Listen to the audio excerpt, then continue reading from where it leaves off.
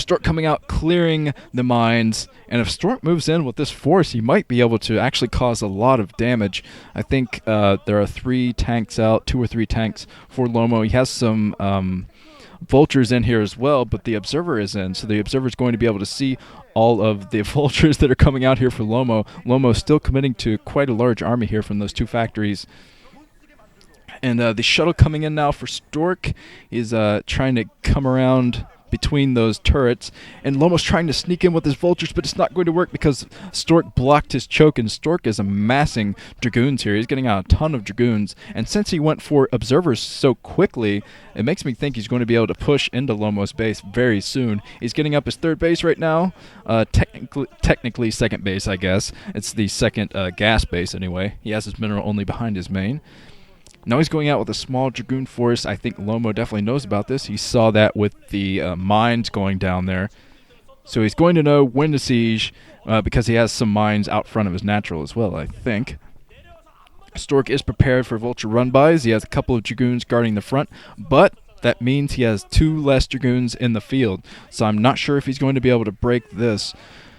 Stork might be in a horrible position if he tries to break it, but he does have observers, so he's going to see the insane tank count of Lomo's right here and know when to break in. I think he might try to get out his macro here before pushing in with a force. He'll be able to put down a lot more gateways here soon now that he's getting another base up. But I'm still very surprised that Stork hasn't gone for anything other than, he went for Arbiter Tech in the last game, but he hasn't gone for Reavers or Dark Templar or High Templar or anything like that. It's just very bizarre play from him. He's trying to be unpredictable here, and I think it's working out well. Lomo is going to try to do another vulture run by, being fended off once again by Stork, who is coming out doing even more mine clearing here. But yeah, it looks like the starport is out for Lomo, and he has a control tower on it, but he's not pumping anything at the moment, not going for a dropship or anything right now. Maybe he's already pumped a dropship, I'm not exactly sure. But he has a lot of tanks at the front, so Stork will not be able to break this front for quite some time unless he can get his macro up and running here. Stork does have an economic advantage over Lomo right now, that he has 3 bases up and running. He's going to put down more gateways, and he's getting his... he put down his Citadel of Adun too. So, yes, the Stargate coming up. Another quick Arbiter tech here from Stork. So he's going for something very similar to the last game. He's going for his Templar Archives there. Yeah, this is going to be pretty insane because he's going for very early Arbiters. He's going to push in, probably stasis the tanks as Lomo is just coming out of his base. And Lomo is trying to keep up with his macro as well. He built another command center. He's going to float that over to his mineral only. And I think he built that starport for a dropship to drop his SCV over there to mine the minerals. Although it could end up using the dropship for harassment as well. Oh, another failed vulture attack there from Lomo. He might know that Stork is putting down this base, though, even though Stork kind of hid his probe down there. So maybe Lomo does not quite know that Stork is putting down a pylon over there, which means he's going to be plopping down his Nexus right now. I just saw that Nexus go down.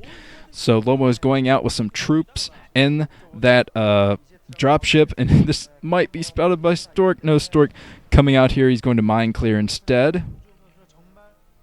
And I think Stork is prepared down at the southern side of the map, too. He has some Dragoons down there and wait for a dropship, just in case a dropship should try to go to the new base. So I think Lomo is diverting his dropship to the top of the map, and he's going to try to come in to the side of the main here. He is going in right now, so we'll see what he drops here, if he drops anything. But even if he drops on top of this mineral only, I don't think he's going to be able to survive there very long. There is a cannon. He's probably going to drop 4 vultures, maybe a couple vultures and a tank. He's dropping 2 vultures there, and I think he has a tank in that dropship as well. He's going to try to position the tank. Oh, the game freezes again. I don't know what is with the game freezing today, but they haven't paused, so I guess they're still playing. And Stork doing some mine dragging there. And he's coming up with so many Dragoons. Stork has just gotten so many Dragoons so far. He's just macroed up like crazy. And he has a huge army.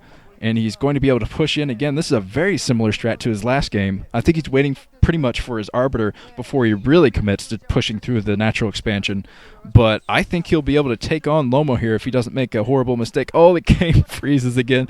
Those Dragoons, like, stopped in the the tail lights there. Headlights, rather. Deers in the headlights.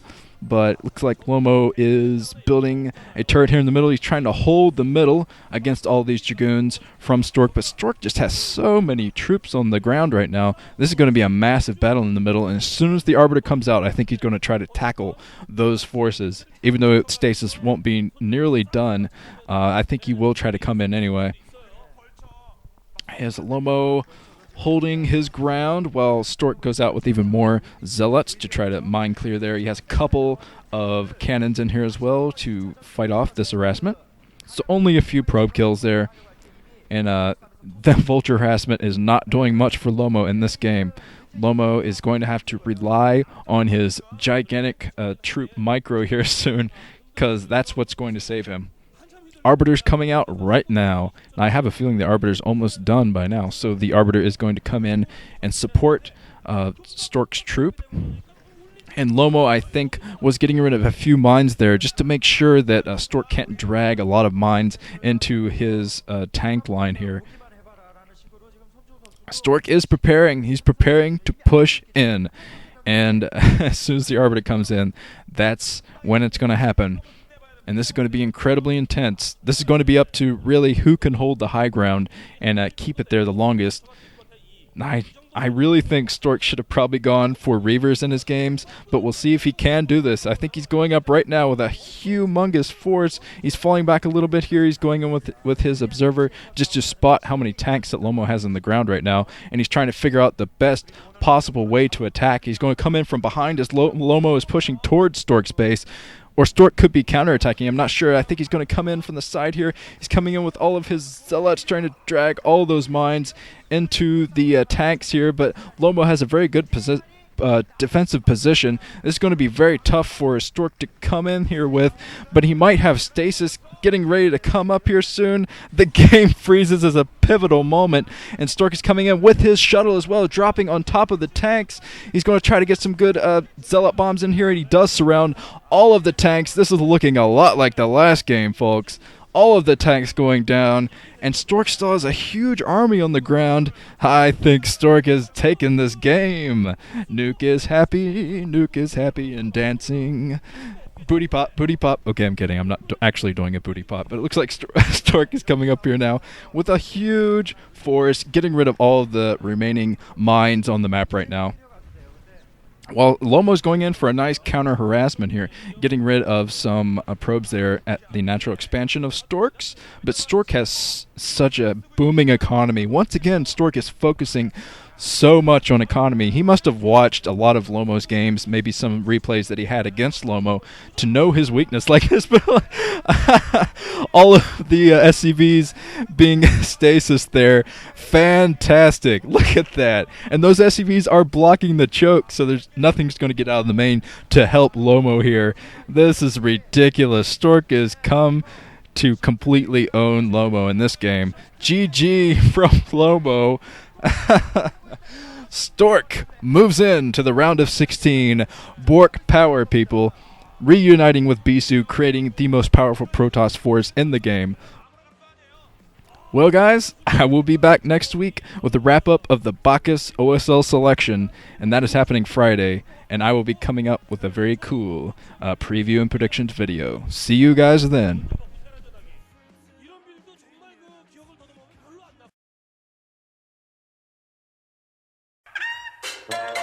Great moments in Stork history. 그런 족적을 보여주고 있습니다. 그래서 이 양 선수의 4강전에 관해서 진짜 많은 분들에게 또 관계자분들 그리고 또 삼성전자 칸의 감독이 김가을 감독 이런 This has been Great Moments in Stork History.